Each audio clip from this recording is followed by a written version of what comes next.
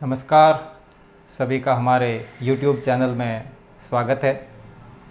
प्यारे विद्यार्थियों, आज हम 11th NCERT जो राजस्थान में नया सिलेबस लागू होगा और 12th राजस्थान बोर्ड में कॉमन टॉपिक प्लांट फिजियोलॉजी या पादप कार्यकी के बारे में शुरुआत करेंगे।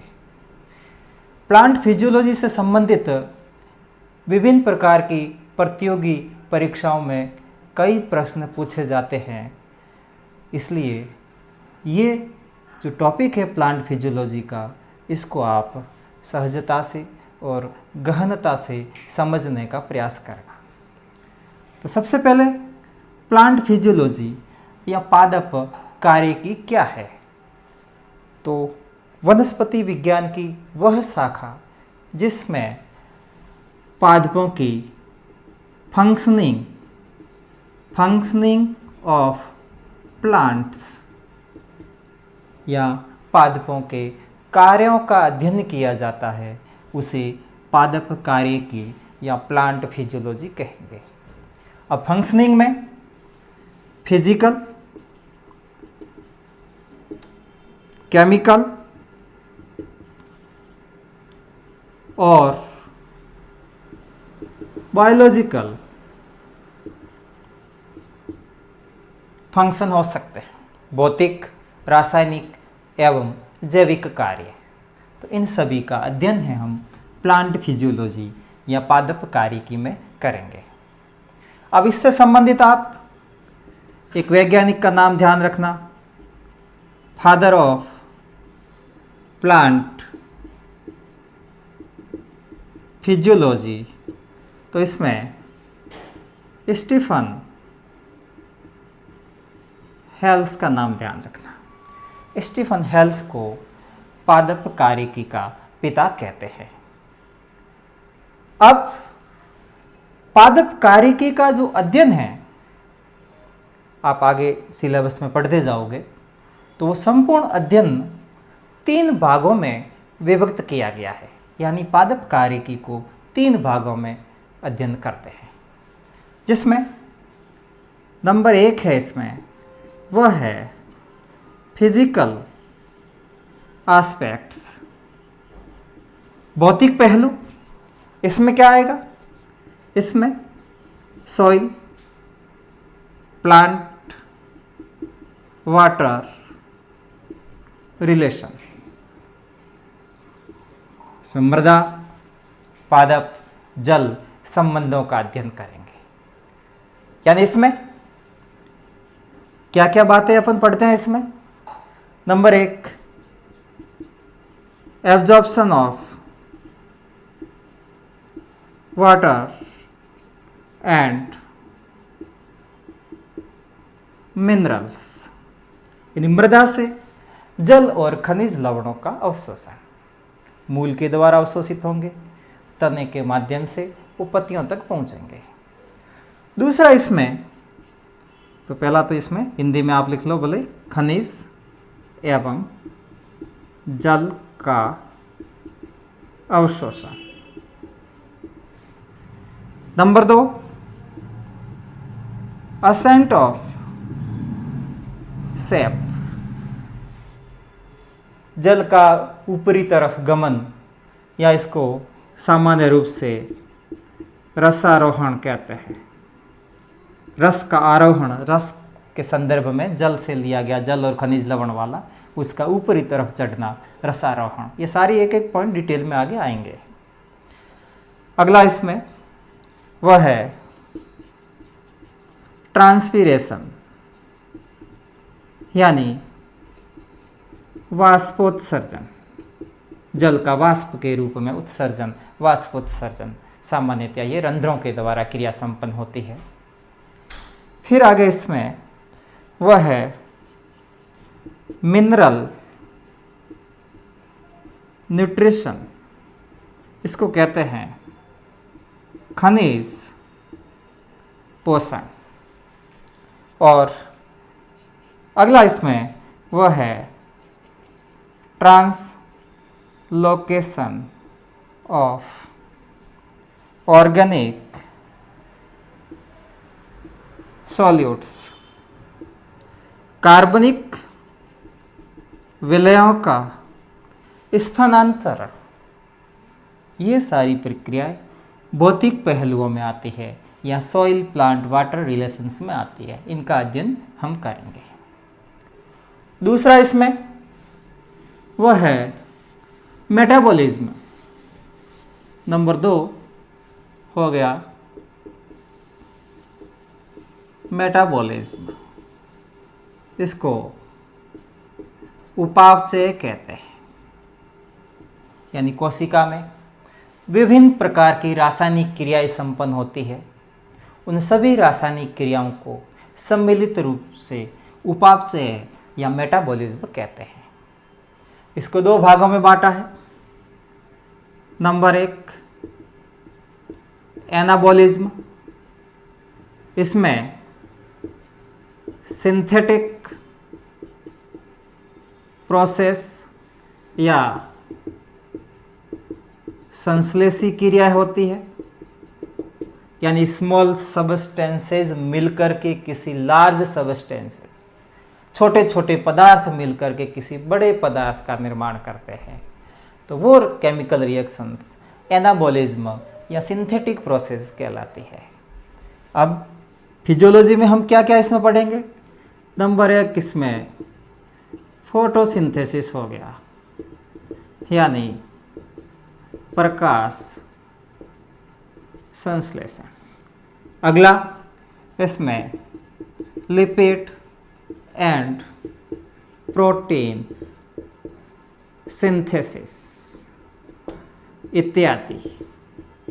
लिपिड और प्रोटीन का संश्लेषण, प्रकाश संश्लेषण, ये केमिकल रिएक्शन एनाबॉलिज्म के अंदर आते हैं। नंबर 2 वह है कैटाबॉलिज्म। और कैटाबॉलिज्म में विघटनकारी क्रियाएं संपन्न होती है। डिस्ट्रक्टिव प्रोसेस है ये, विघटनकारी।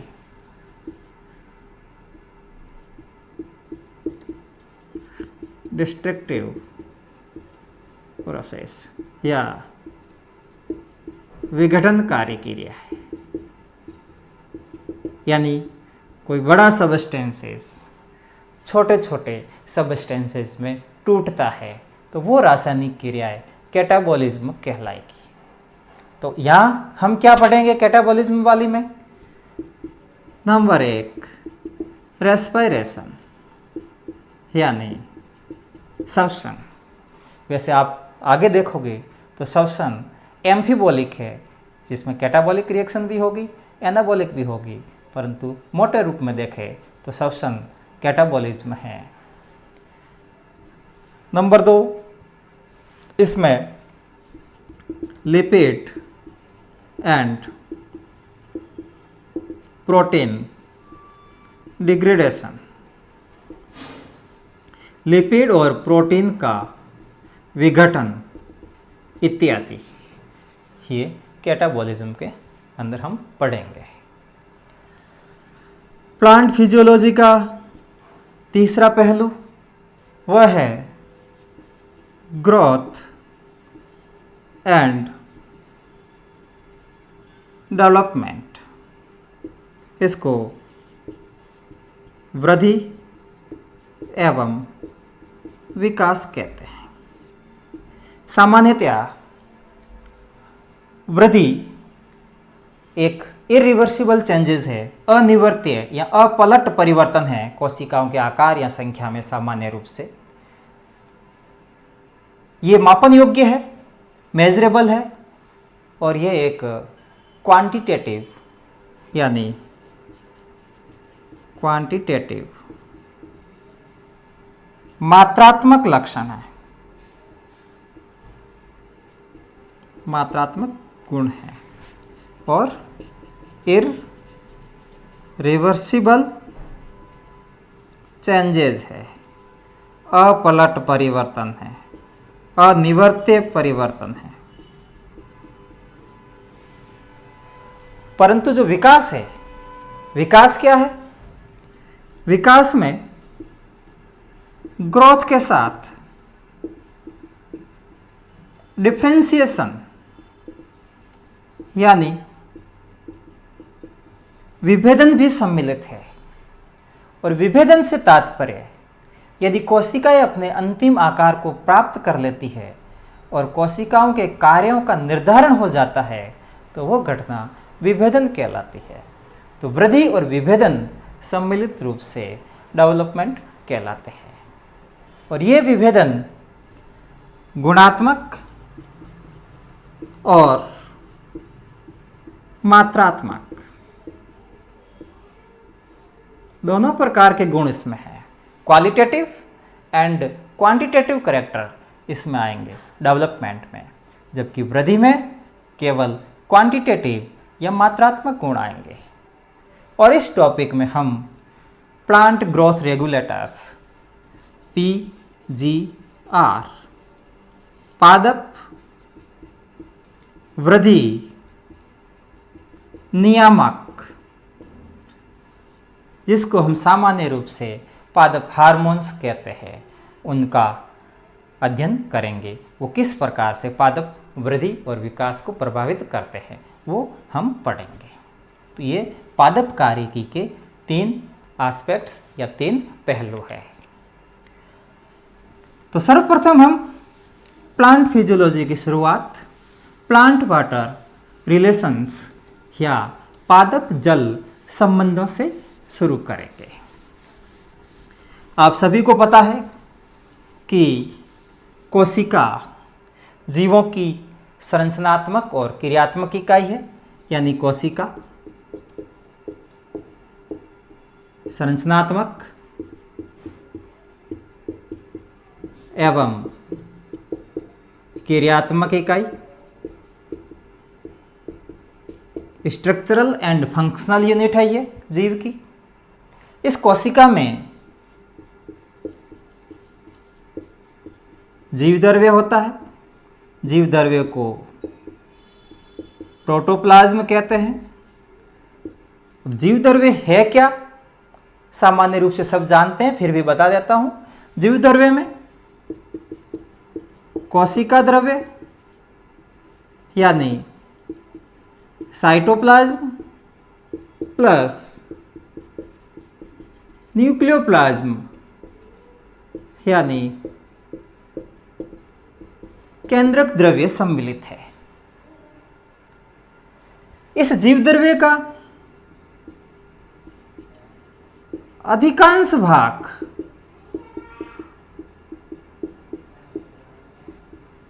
क्या होता है, जल होता है, यानी जीवद्रव्य में सर्वाधिक मात्रा जल की होती है। जल कोशिकाओं में विभिन्न प्रकार की क्रियाओं को संपन्न करवाने के लिए एक माध्यम का कार्य करता है, एक मीडियम या माध्यम है।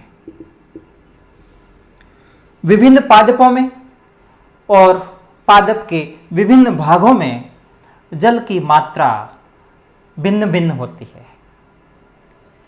अगर हम मांसलोद्भिद सकुलेंट्स प्लांट की बात करें तो उसमें जल की मात्रा आपको ज़्यादा मिलेगी। यदि आप ग्वारपाठा अगेव की एक लीफ को लेकर के उसको दबाना, उसमें श्लेष्मा के साथ बहुत सारा जल बाहर निकलेगा। पादप अंगों के संदर्भ में हम बात करें तो खीरा, कई बार प्रश्न पूछा जाता है, सर्वाधिक जल की मात्रा वो खीरा में होती है, सबसे ज़्यादा जल इसमें। तरबूज में 92% जल पाया जाता है। परंतु कोमल भागों में जल की मात्रा ज़्यादा, जबकि काष्ठीय और शुष्क बीजों में जल की मात्रा बहुत ही कम होती है। जीवद्रव्य विभिन्न प्रकार की भौतिक रासायनिक क्रियाओं के द्वारा प्रभावित होता है। वो भौतिक रासायनिक क्रियाएं हम प्लांट फिजियोलॉजी में अध्ययन करेंगे। कौन कौन से, जैसे डिफ्यूजन यानी विसरण हो गया, नंबर 2 ऑस्मोसिस यानी परासरण हो गया। नंबर 3 इम्बिबिशन यानी अंत्यशोषण हो गया। इत्यादि भौतिक रासायनिक क्रियाएं जीव द्रव्य को प्रभावित करती है, और जीव द्रव्य प्रभावित होगा तो पादपों की फिजियोलॉजी में चेंज आता है, प्लांट की फिजियोलॉजी परिवर्तित होगी। तो इन क्रियाओं का क्रमिक अध्ययन से पहले सर्वप्रथम हम जल की विशेषताओं का अध्ययन करेंगे। तो सबसे पहले कैरेक्टर किसके, जल की क्या क्या लक्षण है, क्या क्या विशेषताएं पाई जाती है।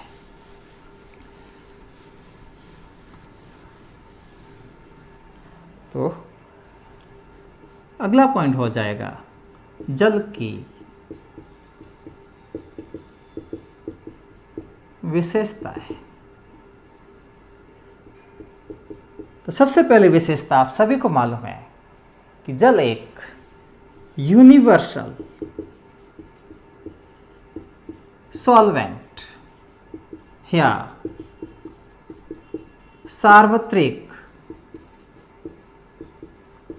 विलायक है। पहला कैरेक्टर इसका। नंबर 2 जल पोलर या ध्रुवीय प्रकृति का होता है, और इसमें भी ये कैसा है, डाइपोलर या द्विध्रुवीय। इनमें हाइड्रोजन बॉन्ड, हाइड्रोजन बंध पाए जाते हैं। जैसे ये एक जल का सामान्य संरचना, तो ये बॉन्ड यहां पर, इसकी वैल्यू ध्यान रखना 104.45 डिग्री होता है इसका मान। अगली विशेषता जल है वो तापमान की सामान्य परास अगर हम लें तो ये 3 प्रावस्थाओं में पाया जाता है, ठोस यानी सॉलिड, द्रव यानी लिक्विड और गैस। ये तीनों प्रावस्था में उपलब्ध है। अगला कैरेक्टर जल है, उस जल का 4 डिग्री सेंटीग्रेड पर सबसे ज्यादा घनत्व होता है। उच्च घनत्व 4 डिग्री सेंटीग्रेड पर। यह भी पूछा जाता है जल का सर्वाधिक घनत्व किस तापमान पर होता है, तो ये तापमान ध्यान रखना 4 डिग्री सेल्सियस।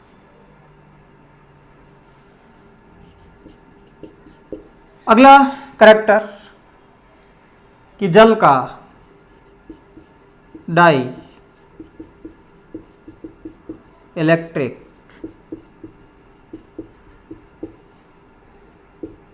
स्थिरांक का गुण पाया जाता है। डाई इलेक्ट्रिक स्थिरांक का मान सामान्यतः T होता है क्या चीज, किसी सबस्टेंस की परमिटिविटी यानी परावैद्युतांक और किसी वैक्यूम या निर्वात का जो परावैद्युतांक है उनका रेशियो, उसका अनुपात डाई इलेक्ट्रिक स्थिरांक कहलाता है, और ये वैल्यू 80 होती है जल के संदर्भ में। अगला कैरेक्टर इसका वह है कि जल में high cohesive and adhesive forces यानी उच्च संसंजक एवं आसंजक बल पाए जाते हैं। ससंजक बल क्या है, आसंजक बल क्या है।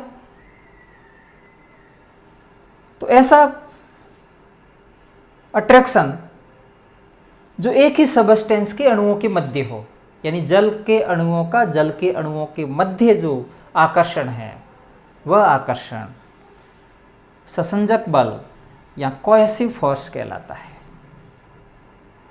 यदि दो अलग अलग सबस्टेंस के मध्य कोई अट्रैक्शन हो, कोई आकर्षण बल पाया जाता है, तो उसे अडेसिव फोर्सेस कहते हैं। जैसे गिलास में आपने पानी भर दिया, तो सॉलिड सरफेस यानी गिलास और जल के अणुओं के मध्य जो फोर्स है, वह फोर्स अडेसिव फोर्स कहलाता है, आसंजक बल कहलाता है।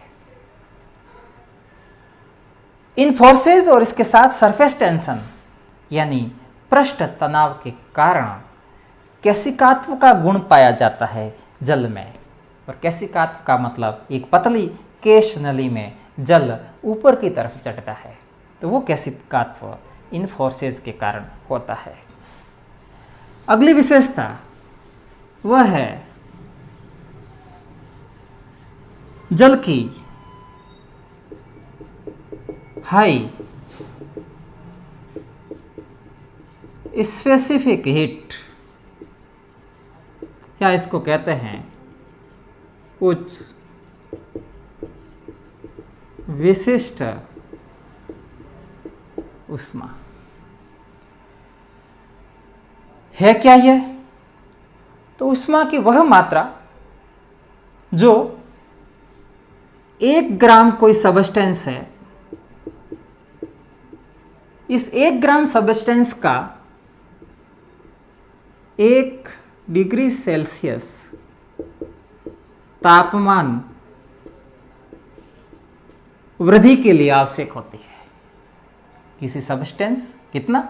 1 ग्राम सबस्टेंस का 1 डिग्री सेल्सियस तापमान वृद्धि करने के लिए आवश्यक ऊष्मा की मात्रा उसकी विशिष्ट ऊष्मा या स्पेसिफिक हीट कहलाती है। जल के संदर्भ में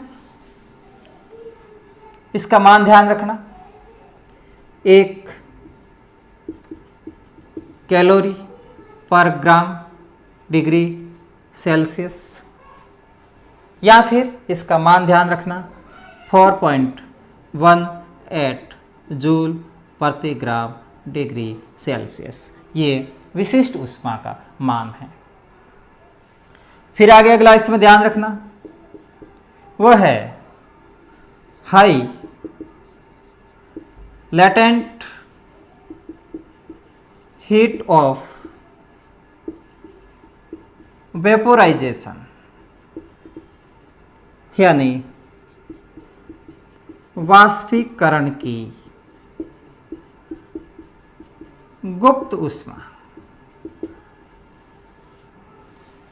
तो इसको देख लेना कि ऊर्जा की मात्रा, यहाँ पर ऊर्जा अगर आप नहीं कहते हैं तो एंथैल्पी कह सकते हैं, एनर्जी या एंथैल्पी, ऊर्जा की मात्रा जो जल की लिक्विड फेज है या लिक्विड प्रावस्था है, इस लिक्विड प्रावस्था को गैसियस फेज या गैसीय प्रावस्था में परिवर्तन के लिए आवश्यक होती है। इन ऊर्जा की वह मात्रा जो जल की लिक्विड फेज को गैस में परिवर्तित कर रही है, तो उसे वाष्पीकरण ऊष्मा या वाष्पीकरण की गुप्त ऊष्मा कहते हैं। तो ये सब कैरेक्टर जल के हैं। सामान्य ये लक्षण या इसकी विशेषता याद रखना, कभी इनसे संबंधित प्रतियोगी परीक्षाओं में प्रश्न पूछे जा सकते हैं। नेक्स्ट वीडियो में हम एक एक भौतिक रासायनिक क्रियाओं का अध्ययन करेंगे, जिसमें सर्वप्रथम हम विसरण का अध्ययन करेंगे। प्यारे विद्यार्थियों, ये विषय वस्तु आपके लिए निःशुल्क और आपके ज्ञानवर्धन के लिए उपलब्ध है। तो आप हमें जानकारी में लाए कि ये वीडियो कैसा लगा आपको। यदि अच्छा लगा हो तो आप कमेंट करें, सब्सक्राइब करें और इसको आगे शेयर करें, ताकि इसका लाभ अन्य विद्यार्थी भी उठा सकें। धन्यवाद।